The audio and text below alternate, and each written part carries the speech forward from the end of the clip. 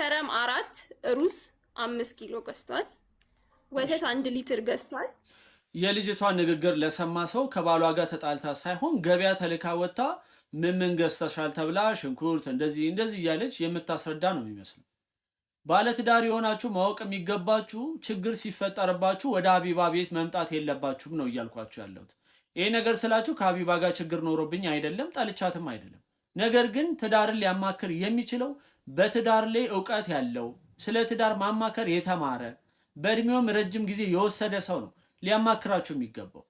ባለትዳር ሆናችሁ ችግር ሲፈጠር ከችግሩ በላይ ችግሩን ለመፍታት የምትሄዱበት ርቀት ነው ችግሩን የበለጠ እያወሳሰበው የሚሄደው። ሆነን ለመናገር እዚህ ሶሻል ሚዲያ ላይ አይታችሁ ከሆነ በተለየ ሀቢባ ቤት ውስጥ ችግራቸው እንዲፈታና እንዲስማሙ ከመጡ ሰዎች ምን ያህሉ ተስማምተዋል የሚለውን እናንተ መልሱት። ከዛ ይልቅ የአብዛኞቹ ጉድና ገበና ወጥቶ ጭራሽ መሳቂያ ሆኗል። ስለዚህ ባለትዳር ሆናችሁ ችግር ሲያጋጥማችሁ ወደ ሶሻል ሚዲያ መምጣት ሳይሆን አንደኛ እናትና አባቶቻችሁን ማማከር እንዲሁም ደግሞ ትላልቅ ሰዎችን እዛ ውስጥ ማስገባትና ችግሩ እንዲፈታ ማድረግ። ከዛ ውጪ ደግሞ በዚህ ዘርፍ የተማሩ አሉ፣ በማማከር ዘርፍ የተማሩ እውቀት ያላቸው ወረቀትም ጭምር ያላቸው አሉ፣ ልምድ ያላቸው እነሱ ጋር በመሄድና እነሱ ደግሞ የትዳር አማካሪዎች እንዲያማክሯቸው አድርጉ።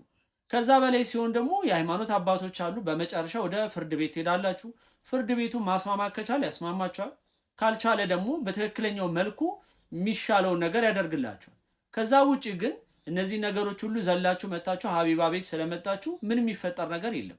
ለምሳሌ ይህ ሰው እርዳታ ባለ አረዳም ቢል ሀቢባ ህገ መንግስት አይደለችም ወይም ዳኛ አይደለችም፣ ይህንን ሰሩት በዚህ ውጡ ልትላችልም።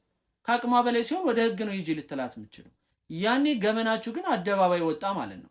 ስለዚህ ባካችሁ ልጅ እስከወለዳችሁ ድረስ ልጅም ባትወልዱ ደግሞ ባለትዳር እስከሆናችሁ ድረስ ትልቅ ሰዎችና አስተሳሰባችሁም ደግሞ ያደገ ነው ተብሎ ስለሚጠበቅ የምትመጡበትን ቦታ ወቁ። የምትናገሩትንም ደግሞ ቃላት ባካችሁ ምረጡ።